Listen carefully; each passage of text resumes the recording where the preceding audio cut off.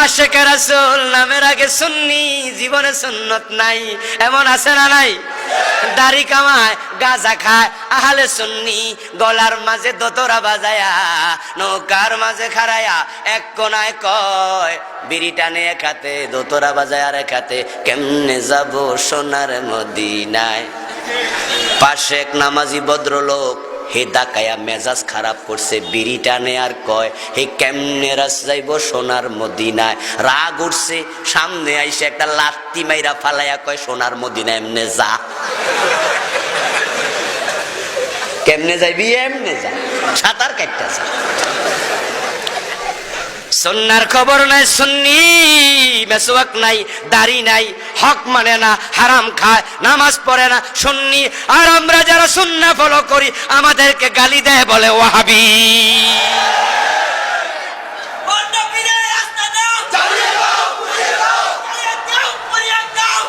আমার ভাইয়েরা, এখন আহলে সুন্নাত ওয়াল জামাত নাম দিয়া ঈদে মিলাদুন নবী বানাইছে।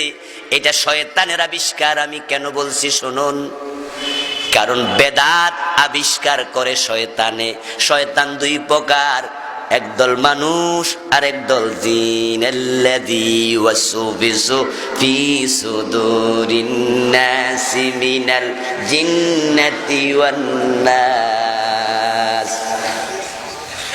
আল্লাহর হাবিব ঈদ করেছেন দুইটা, ঈদুল ফিতর, ঈদুল আযহা। দুই ঈদের মাঝে নামাজ আছে না নাই? কথা বলেন, খুতবা আছে না নাই? উনারা যে নতুন একটা বানাইছে ঈদে মিলাদুন নবী, আবার স্লোগান দে সকল ঈদের সেরা ঈদ, ঈদে মিলাদুন নবী। আমি দেখা হইলে জিগাই, স্বাস্থ্য ভাই কাছে আয়, ও বাইরে কাছে আয়, তোদের ঈদ সেরা হইছে কি দিয়া? ঈদের নামাজ কয় রাকাত? কয় নাই। খুতবা আসেনি? কয় নাই। তো কেমনে পালন করবি? তরিকা রাসূল দেখাইছে, সুন্নাহ তরিকা কোনটা আসেনি হাদিসে কোরআনে? কয় নাই। তো সেরা হইল কি দিয়া? গরম গরম জিলাপি দিয়া।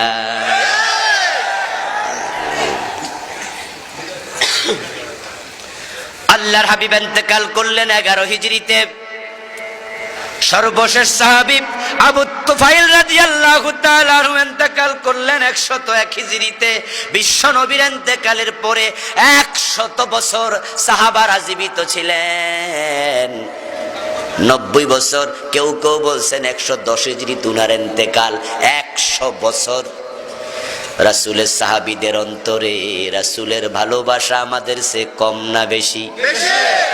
তো সাহাবারা রাসূলের জন্মদিবস পালন করেছে এমন একটা হাদিসও নেই।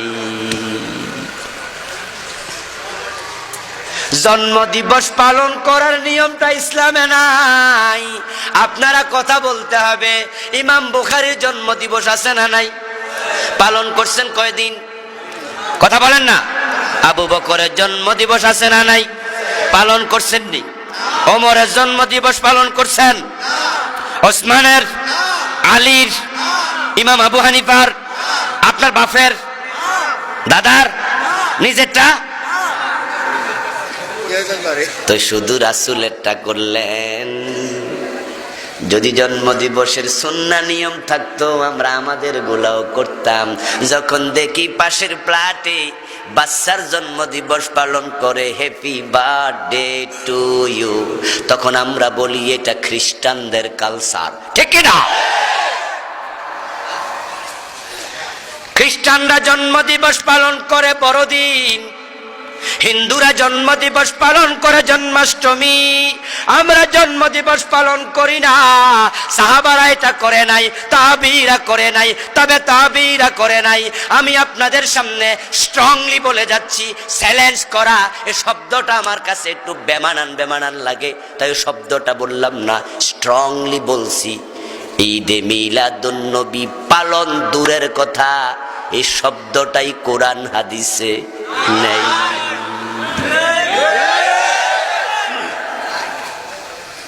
বাড়ি যাইয়া কইেন কিলো খাইতে পারেন যদি গরম কোন সুন্নির লগে দেখা হয়, কারণ ওরা এমন গরম, মাথার মাঝে ঠান্ডা কেতলি বইয়াইলে চা হইয়া যাইব। আপনারা ধরবে এই কস কি, জন্য আমি আপনাদের জন্য উপাদান আনছি। আমার লেখা নতুন একটি বই আসছে বেদাতের উপরে। আমি চলমান বাংলাদেশের 39টা লেখছি, 38টা লেখছি, তার মাঝে এটাও ফটোকপি করে প্রচার করবেন, সাথে বইটা রাখবেন। আমার নাম্বার আছে, কথা বলে দেবেন। ঈদে মিলাদুন নবী, আবার ভুল বোঝা যাবে না। সুনানুত তিরমিজিতে আছে বাবু মিলাদিন নবী, রাসূলের জন্মের বাব আছে। জন্ম নিয়ে তো আমাদের প্রশ্ন নাই, জন্ম তো নিশ্চয়ই উনার বাপ আছে না নাই, মা আছে না নাই, তো জন্ম না হইলে মা বাপ হইলো করতে। কিন্তু আমাদের প্রশ্ন হলো ঈদ নিয়া। ঈদ কয়টা ইসলামে? মৌলিক কয়টা? 2টা। উনারা যে 3টা বানালো, আপনারা বলবেন সাদা কাগজ নিয়া আপনি আপনার ইমামের কাছে যাবেন, পীর সাহেবের কাছে যাবেন, বিনয়ের সাথে আরজ করবেন। আলেমদের সাথে বেয়াদবি কথা বলবেন না। আলেমদের ভুল যদি ধরে সেটাও বিনয়ের সাথে ধরতে হবে। বিনয়ের সাথে বলবেন হুজুর আমি কলম আনছি, কাগজ আনছি, ঈদে মিলাদুন নবী এটা যা আমরা কয়দিন আগে পালন করলাম, এই শব্দটা বাক্যটাই নাকি কোরআন হাদিসে নাই। আবুল কালাম আজাদ সাহেব বলছে যদি থাকে কোন কিতাবে আছে আপনি একটু লেখা দেন পৃষ্ঠা নাম্বার সহ, আমি আপনার সামনে বৈশাই ফোন করবো। আমি দৃঢ়তার সাথে বলি ওই হুজুরের চেহারা কালো হয়ে যাবে, সাথে সাথে বলবে ওহাবির ওয়াজ শুনতে গেছো কেন?